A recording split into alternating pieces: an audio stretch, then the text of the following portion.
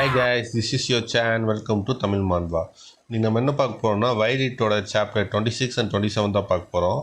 Previous episode என்ன ஆகிக்கும் பார்த்தீங்கன்னா நம்ம சுமோ வீரனை வந்து ஆபி பேக் கிக் பண்ணியிருப்பா. அப்படி இப்போ இந்த எபிசோடு ஓப்பனிங் சீன் என்னென்னு பார்த்தீங்கன்னா ஆபி நேராக டைவான்ட்ட தான் பேசிட்டு இருப்பா. அப்படி இந்த மாதிரி நீங்கள் பேக் கிக் எனக்கு சொல்லித்தரணும் சொல்லிட்டு இருப்பா. அப்படி நான் போன தடவையே சொல்லியிருந்தேன், என் கண்முறை படாத என் கண்முறை பார்த்தோம் நடிக்க விட மாட்டேன் சொல்லிட்டு பேக் கிக் அடிச்சிருவா. அப்படி பேக் கிக் அடிச்சுட்டு ஆபி நினைப்பா. அப்படி என் சேனலில் நெக்ஸ்ட் வீடியோ என் கண்ணீராஞ்சலி வீடியோவாக இருக்கக்கூடாதுன்னு நினைப்பா. அப்படி அப்போ டைவான் கேட்பா. அப்படி நிறைய மார்ஷல் ஆர்ட்ஸ் இருக்குது, அதை விட்டு ஏன் டைவுண்டா கற்றுக்கணும் ஆசைப்படுறா கேட்பா. அப்படி அவங்க ஆபி சொல்லும் அப்படின்னாக்கா, ஃபைட் பண்ணலே டைவுண்டா தான் கஷ்டமான ஃபைட்டிங் மெத்தடு, ஆனால் அதை நான் கற்றுக்கணும், ப்ளீஸ் எனக்கு சொல்லித்தாங்க சொல்லுவான். அதுக்கப்புறம் டைவான் தான் இருக்கலே ஸ்ட்ராங்கஸ்ட் மார்ஷல் ஆர்ட்ஸ்னு சொல்லுவான். இதை கேட்டால் டைவானுக்கே ஷாக்காயிடும். டைவானுக்கு எப்போவுமே ஒரு கம்பேரிசன் இருக்கும். டைகுண்டோ தான் சிறந்தது, மார்ஷல் ஆர்ட்ஸில் சிறந்தது டைகுண்டோ தான் சொல்லிட்டு ஒரு மைண்ட் செட் இருக்கும் டைவானுக்கு. இப்போ டைவானோட ஃப்ளாஷ்பேக் தான் காட்டுவாங்க. ஒரு கப் அடிச்சுட்டு டைவான் வீட்டுக்கு வருவான். அப்போ அவங்க ஃபாதர்ட்டு நிறைய ஸ்டூடெண்ட்ஸ் வைத்துட்டு இருப்பாங்க. பட் ஸ்டூடெண்ட்ஸ் எல்லாம் குட்டி குட்டியாக இருப்பாங்க. இப்போ டைவான் பார்த்து கடுப்பாயிடுவான், என்ன இத்தனை சின்ன பசங்களாக இருக்காங்க, பெரியவங்க யாரும் கற்றுக்கிறதே இல்லையா டைவானும் சொல்லி கேட்பாங்க. அப்போ அவங்க அப்பா சொல்லுவார், மாஸ்டரு எல்லாம் இப்போ மாடர்ன் ஏஜில் எல்லாம் ஜிம்முக்கு எம்எம்ஏ ஃபைட்டுன்னு போயிட்டாங்க, யாருமே டைவான்லாம் இப்போ கற்றுக்கிறதே இல்லை அப்படின்னு சொல்லிட்டு இருப்பான்.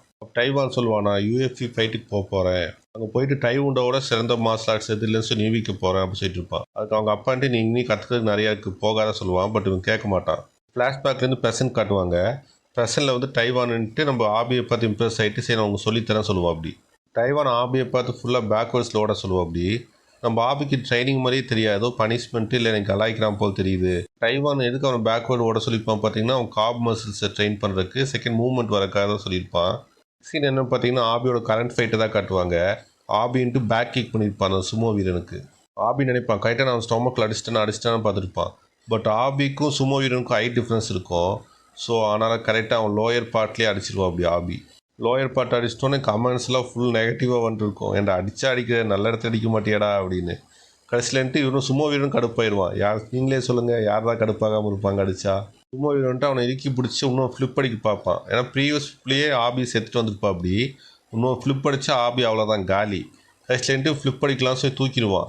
ஆபிக்கு அப்படியே உயிர் போய் கண்ணில் தெரியும், அப்படியே தப்பிச்சுன்னுமே ஏதாவது பிடிச்சின்னுமே சொல்லி பார்ப்பா. அப்படி பார்த்தா பிடிக்கிறதுக்கு எதுவுமே இருக்காது. கடைசிலேன்ட்டு அவன் மண்டை மட்டும்தான் இருக்கும். சுமோ வீரன் மண்டையை பிடிச்சிலாம் சொல்லி டக்குன்னு முடியல கை வச்சிடுவான்.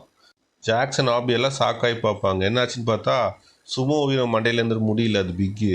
சுமோ வீரன் அதுக்கிட்ட அசிங்கப்பட்டு அப்படியே நின்றுடுவான். இதோட ஃபைட் நின்றுடும். கையில் 3 பேர் உட்காந்து பேசிகிட்டு இருப்பாங்க.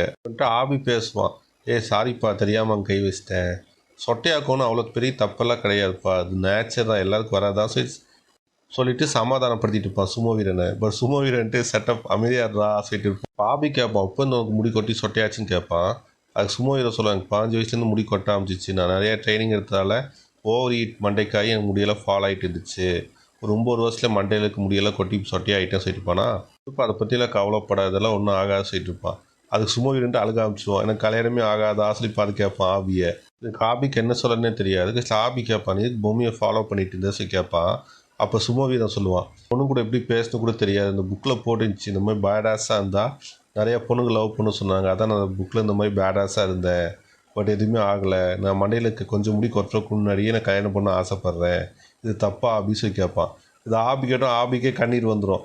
இதுக்கு ஆபி நினைப்பான், அடே நானே ஒரு லவ் தேவதாஸ், நீ எனக்கு மேலே இருக்கியடா அப்படின்னு நினைப்பா. அப்படி சுமோ வீரன் சொல்லுவான், நான் யூடியூபர் ஆன காரணமே ஒரு அழகான பொண்ணை பார்த்து மீட் பண்ணி கல்யாணம் பண்ண ஆசைப்பட்டது தான். இப்போ என் சொட்ட மண்டை எல்லாருக்கும் தெரிஞ்சு போச்சு, இனி யாருமே டேட்டிங் பண்ண மாட்டாங்க, நான் யூடியூப் விட்டே போகிறேன் சொல்லிட்டு போயிடுவான். ஆபி சொல்லுவான், வெயிட் பண்ணிங்கப்பா, லைவ் ஸ்ட்ரீம்ல எல்லாம் உனக்கு சப்போர்ட் பண்ணுறாங்க, கமெண்ட்ஸ் எல்லாம் பாரு, ஒன்றை மாதிரி இந்த உலகில் நிறைய பேர் சொட்டையாக இருக்காங்க, அவங்க ஃபுல்லாக உனக்கு சப்போர்ட் பண்ணுறாங்க பாரு சொல்லிட்டு இருப்பான். யாரில் ஒரு பொண்ணு கூட உனக்கு மெசேஜ் பண்ணியிருக்கோம் பேரை சொல்லி.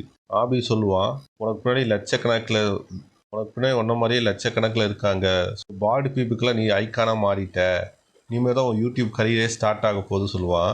இதை கேட்டால் நமக்கு ஆனந்த கண்ணீரே வந்துடும். இன்னும் போய் வீடியோ ஸ்ட்ரீமிங் ஆஃப் பண்ணிவிட்டு சந்தோஷத்தில் அழுக ஆரம்பிச்சிடுவாங்க. ஸ்டோரி எடிட் பண்ணுற கோயலும் அழுதுட்டு இருப்பா. அப்படி அங்கே உட்காந்து ஜாக்சன் தான் வீட்டில் ஃபோன் ஓடிட்டு இருப்பான். அப்போ பாப்பா எல்லாமே நம்ம பிளான் பண்ணி தான் போகுது, யூடியூப் நம்ம மாதிரி க்ரோத்தில் போயிட்டுருக்கு, சப்ஸ்கிரைபும் அவனுக்கு வந்துருக்கும், 2,20,000 சப்ஸ்கிரைப் வந்திருக்கும், எல்லாமே ஈஸி மணியாகவும் இருக்கும் அவங்களுக்கு. ஸோ ஹாப்பியாக எந்த இதுவும் கவலைப்பட தேவையில்ல சொல்லிட்டு இருப்பாங்க.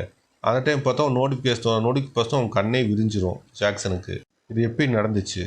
இப்போ அப்படியே கட் பண்ணி அடுத்த சீனை ஆபின்ட்டு அவங்க அம்மா அப்பாவுக்கு ஹாஸ்பிட்டலில் போவான். அப்போ அவங்க அம்மா கேட்பாங்க, என்னடா ரீசெண்டாக அவ்வளோ சந்தோஷமாக என்ன ஆச்சுன்னு கேட்பான்.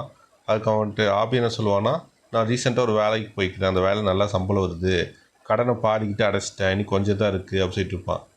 அவங்க அம்மாவும் பரவாயில்லையே பையனுக்கு நல்ல வேலை கிடச்சிச்சே சந்தோஷப்பட்டுருப்பாங்க. அப்போ நர்ஸ் வந்து பேசும், இன்னும் உங்கள் அம்மாவுக்கு டோனர் கிடச்சிட்டாங்க, அடுத்த மாதம் ஆப்ரேஷன் வைக்கலான்னு இருக்கோம், உன்னால் அமௌண்ட் ரெடி பண்ண முடியுமா கேட்டோடனே ஆபி அழுக ஆரம்பிச்சிருவான். ஏன்னா அவங்க அம்மாவுக்கு டோனர் இல்லாமல் 9 வருஷம் கஷ்டப்பட்டுருப்பாங்க. கடைசி அவங்க அம்மாவுக்கு டோனர் கிடச்சிச்சு. ஒரு 20 மில்லியன் எண் இருந்துச்சுன்னா அவங்க அம்மாவை காப்பாற்றிக்கலாம். இன்னும் ஒரு மாதத்தில் அவங்க அம்மா வீட்டுக்கு கொண்டு போயிடலாம் சந்தோஷத்தில் ஆபி ஆனந்த கண்ணீர் விட்டுட்டு இருப்பா. அப்படி கழிச்சு அந்த நர்ஸுக்கிட்ட சொல்லுவா, அப்படி நான் அப்படியே ஒரு மாதத்தில் 20 மில்லியன் கொண்டு வந்துடுறேன், எங்கள் அம்மாவை எப்படியே பார்த்துக்கோங்க, டோனர்கிட்ட பேசிடுங்க, ஆப்ரேஷன் பண்ணிக்கலாம் சொல்லிடுங்க சொல்லிட்டு இருப்பா. அப்படி அப்போ அந்த இடத்துக்கு கோயலும் ஜாக்சனும் வந்திருப்பாங்க. கோயல் ஜாக்சன் பார்த்தா ஆபி கிட்ட போய் கட்டி பிடிச்சி சொல்லுவான், டே எங்கள் அம்மாவுக்கு ஆப்ரேஷனுக்கு 1 மாதம் தான் இருக்குது, என் கஷ்டப்பட்டதுக்கெல்லாம் வீடியோவில் வரப்போகுது, வாடா நிறைய வீடியோ எடிட் பண்ணி வீடியோ போடணும் அப்படி சொல்லிட்டு இருப்பான். அப்போ ஜாக்சன்ட்டு ஆபியை உட்கார வச்சுட்டு, ஆபி நான் சொல்கிற நிதானமாக கேளு, இந்த மாதிரி நம்ம போட்ட எல்லா வீடியோவுக்கும் எல்லோ ஃப்ளாக் கொடுத்துட்டாங்க, இனிமேல் நமக்கு ரெவன்யூ எதுவுமே வராது, நம்ம சேனல் எந்த வீடியோ போடவும் முடியாது இப்போதைக்கு அப்படி சொல்லுவான். என்னடா சொல்கிற எனக்கு புரியல. அப்போ ஜாக்சன் சொல்லுவான், இந்த மாதிரி நமக்கு யூடியூப்லேருந்து இனிமேல் காசு எதுவும் வராதுடா அப்படி சொல்லுவான்.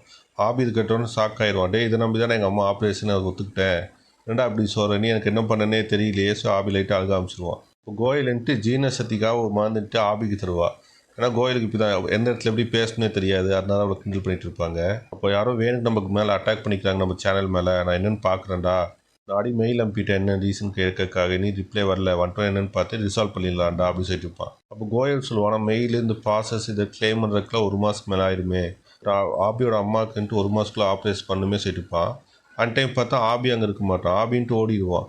ஏன்னா அவன் நினச்சி பார்ப்பான், அவன் அவ்வளோ பெரிய சிக்கல் இருக்கான், அவன் காப்பாற்றி ஆகணும் அவங்க அம்மாவை 1 மாதத்துக்குள்ளே, 20 மில்லியன் எடுத்தாகணும் 1 மாதத்துக்குள்ளே அப்படி ஓடி போவான். யார்கிட்ட ஓடி போயிருப்பான் பார்த்தா ரூபிகிட்ட ஓடி போயிருப்பான். ஆனால் ரூபி தானே கேட்டுருப்பா, விடாமல் கொலைட் பண்ணுன்னு. இதான் கரெக்டான டைம் சொல்லிட்டு ரூபியை பார்த்து ஒன்று பிடிச்சிடுவா. சரி வா கொலைட் பண்ணிக்கலாம், வர காசில் நான் பாதி நீ பாதி வச்சுக்கணும்னு சொல்லியிருப்பா. அதை வச்சு ரூபிக்கு வச்சு கொலைட் பண்ணிட்டு இருப்பாங்க வீடியோவை. ரூபின்ட்டு ஷாப்பிங் வந்துருப்பா, நிறைய துணி எடுத்துகிட்டு இருப்பா, லைவ் ஸ்ட்ரீம் வேறு பண்ணிகிட்டு இருப்பா, புது புது ட்ரெஸ் எல்லாம் மாற்றி அதை வியூஸ் காட்டிகிட்டு இருப்பாளா. அப்போ ஆபின்ட்டு அது ப்ரைஸ் என்னென்னு பார்த்தா ரொம்ப அதிக ப்ரைஸ் இருக்கும். அப்போ ஆபி நினைப்பான், ஓ ஸ்கூலில் பேசுகிறது கரெக்ட் தான் போல், ரூபி நல்லா பணக்கார வீட்டுக்குள்ளே தான் போல நினைப்பா. அப்படி ஆபி ரூபி சொல்கிற கண்ணை மூடி செஞ்சுட்டு இருப்பான். ஏன்னா அவனுக்கு 20 மில்லியன் வந்தே ஆகணும் அதுக்காக. அப்படி இந்த பக்கம் ஜாக்சன் காட்டினீங்கன்னா மெயில் அனுப்பியிருப்பான், இந்த ரெஸ்பான்ஸ் இருக்காது, லைவ் ஸ்ட்ரீமில் எல்லாத்தையும் கேட்டிருப்பான், நம்ம என்ன பண்ணது சொல்லி வேறு ஆப்பில் கேட்டிருப்பான். அதில்ன்ட்டு ஒரு சொல்லுவான், அதே மாதிரி இன்னொரு யூடியூபருக்கு ஆச்சு, நீங்கள் அவரை வேணால் கேட்டுப்பாங்க சொல்லி ஒரு வந்திருக்கும். ஸோ ஜாக்சன்ட்டு சேனலை திரும்ப ரெக்கவரி பண்ணுறதுக்கு என்ன ப்ராசஸோ பண்ணிகிட்டு இருப்பான். அப்படி இந்த பக்கம் ஆபி ரூபி சேர்ந்து மக் பேங் பண்ணிட்டு இருப்பாங்க. மக் பேங்க்னா என்னென்னா, நிறைய ஃபுட்டை ஒருத்தர் சாப்பிடுவான் தெரியுமாங்க, அதான் மக் பேங்க் சொல்லுவாங்க. அந்த மாதிரி யூடியூப்பில் அது ஒரு கண்டென்ட் இருக்கும், அதை பண்ணிகிட்டு இருப்பாங்க ஆபி ரூபியை சேர்ந்து.